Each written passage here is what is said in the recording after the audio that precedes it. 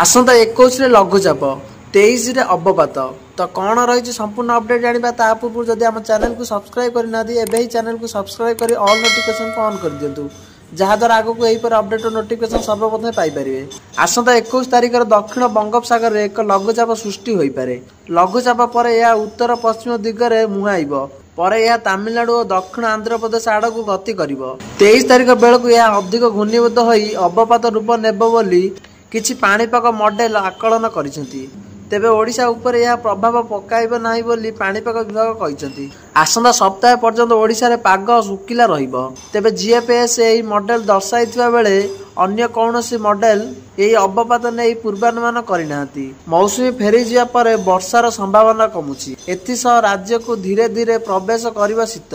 सेपट राज्य वर्तमान कौन पाणीपाग नियामक सक्रिय नथिबा बेले आगामी 2 दिन जाए कां भा स्थान रे बिजुली घड़घड़ी सह हालुकार मध्यम धरणर वर्षा संभावना रही।